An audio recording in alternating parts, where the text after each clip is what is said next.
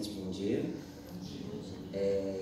Eu queria só completar algumas questões que a Sabrina colocou aqui, e aí pensando exatamente na fala do Hélio, né? Primeiro, assim, pensando sobre o processo de pesquisa, né?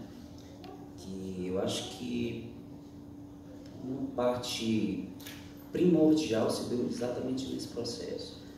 Bom, ele começa esse processo de pesquisa a partir de uma pesquisa mais acadêmica, no sentido geral, enfim. E, de repente, a gente cai em campo.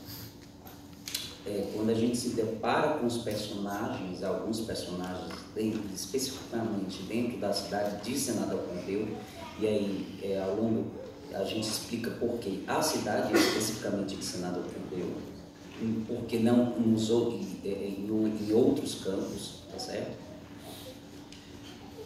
A gente se depara com a seguinte situação. A cidade, a partir de um determinado momento, ela oficializou essa memória, certo?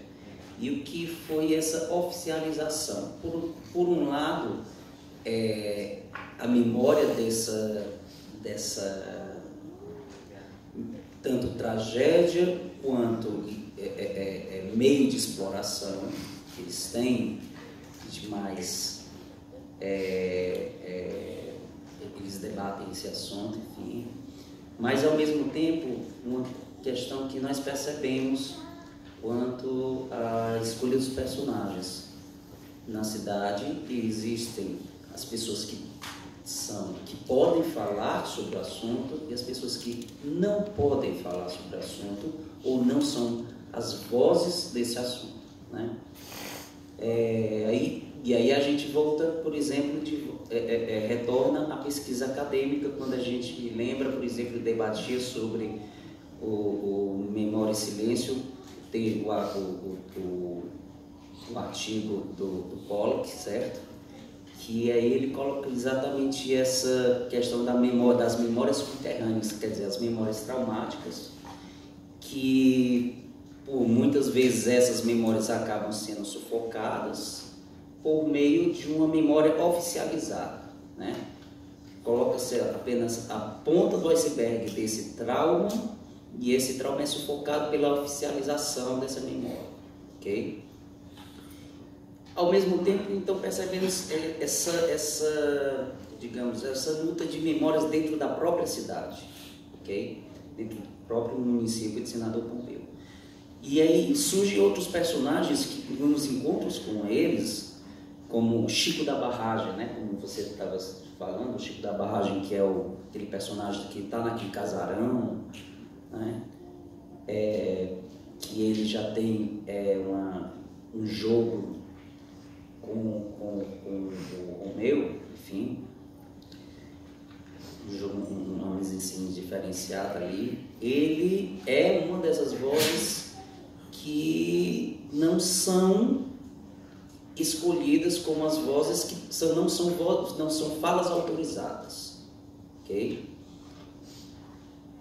Outras que acabam repetindo um discurso oficializado dentro do município, enfim, aí acabam entrando em choque exatamente com o discurso dele, né? Quantas pessoas estavam lá? Quantas pessoas morreram? Outra questão, o avô dele foi um guarda, né? Ele foi um guarda e ele afirma, quer dizer, meu avô era um cangaceiro que não conseguia viver se não fosse na violência, porque ele nasceu na violência e ele permanece na violência. E ele, por um lado, tinha quase uma necessidade de, quando ele soube dos campos, ele disse, eu tenho a necessidade de ir para esse local de violência, que esse é o meu lugar de existência, ok? E aí, já vou concluir. Então, e aí nós percebemos exatamente uma espécie dessa dialética, quer dizer, tem a pesquisa de campo, essa pesquisa acadêmica, um encontro desses tipos diferentes de personagens, certo? E uma série de fragmentos históricos, e aí é onde a gente percebe exatamente essa fala do Érico sobre esse bloco que nós, por exemplo, na montagem, acabamos por chamar de bloco arquivista, né? Por quê? Porque é o momento que a gente olha e diz, agora a gente já pode entrar mais pesado com os arquivos, com essas imagens mais fortes, porque é um filme de fragmentos, é uma história que cada um tem um ponto de vista, tem uma vivência e tem um fragmento para que a gente possa costurar e colocar, quer dizer, é quase um trabalho de colagem realmente, né? Colagem de memória. Ok?